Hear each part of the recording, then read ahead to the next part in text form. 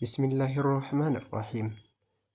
የሼክ ሙሐመድ አማን ቢን አሊ አልጃሚ አጭር የህይወት ታሪክ። ሼክ ሙሐመድ አማን ቢን አልጃሚ የተወለዱት እንደ አውሮፓውያኑ አቆጣጠር በ1931 በኢትዮጵያ በሐረርጌ ግዛት በምትገኘው ታጋታብ በተባለች ትንሽዬ መንደር ነው።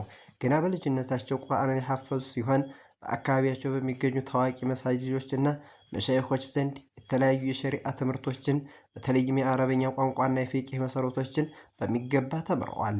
በትውልድ ሀገራቸው ኢትዮጵያ ውስጥ መሰረታዊ እውቀትን ከቀሰሙ በኋላ ተጨማሪ እውቀትን ፍለጋ ወደ ሳዑዲ አረቢያ በመጓዝ በቅዱስ ሐረም መስጂድ መካ ትምህርታቸውን ቀጥለዋል። በመካ በነበራቸው ቆይታ እንደ ሼክ ሙሐመድ ቢን ኢብራሂም አልሼክ፣ ሼክ አብዱል አዚዝ ኢብኑ ባዝ ካሉ ታላላቅ ሊቃውንት ጋር የመገናኘት ትምህርት የመቅሰም እድልን አግኝተዋል። በመቀጠልም ወደ መዲና በማቅናት በመዲና እስላማዊ ዩኒቨርሲቲ ውስጥ ትልቅ ትምህርትና የዳዕዋ አሻራቸውን አኑረዋል። በዩኒቨርሲቲው ውስጥ መምህራንና የአቂዳ ወይም የእምነት ትምህርት መሰረት ትምህርት ክፍል ኃላፊ በመሆን ለብዙ ዓመታት አገልግለዋል። ሼክ ሙሐመድ አማን አልጃሚ በተለይ በአቂዳ ትምህርት ላይ የነበራቸው ትልቅ እውቅና የማስተማር ዘዴያቸው በጣም የሚደንቅ ነበር። በነቢያዊ መስጂድ አልነበዊ ውስጥ ዘወትር የሚያደርጓቸው ትምህርቶች ከመላው ዓለም የመጡ ተማሪዎችን የሚስቡ ነበሩ።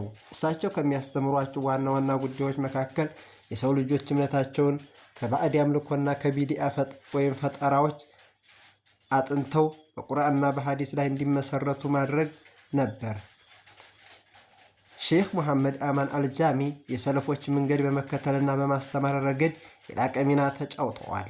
በዘመናቸው ይታዩ የነበሩ የተሳሳቱ አመለካከቶችና ፖለቲካዊ እንቅስቃሴዎችን በእውቀትና በማስረጃ በመሞገት ይታወቃሉ። በዚህም ምክንያት ብዙ ተማሪዎችን ያፈሩ ሲሆን ከነዚህም መካከል እንደ ሼክ ረቢዕ ቢን ሃዲ አልመድኸሊና ሼክ ሷሊህ አልፈውዛን ያሉ ታዋቂ ሊቃውንትን በእሳቸው እውቀት ተጠቃሚ ሆነዋል።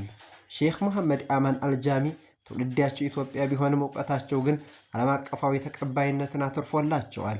በሕይወት ዘመናቸው በርካታ መጽሐፍትን የጻፉ ሲሆን አብዛኛዎቹ የሙስሊሙን እምነትና አንድነት የሚያጠናክሩ ርዕስ ጉዳዮች ላይ ያተኮሩ ነበሩ። በተለይም አልዓቂዳ አልኢስላሚያ ወታሪኻ የተሰኘው መጽሐፍታቸው ስለ እስልምና እምነት ታሪክና ይዘት ሰፊ ግንዛቤ የሚሰጥ ድንቅ ስራቸው ነበር።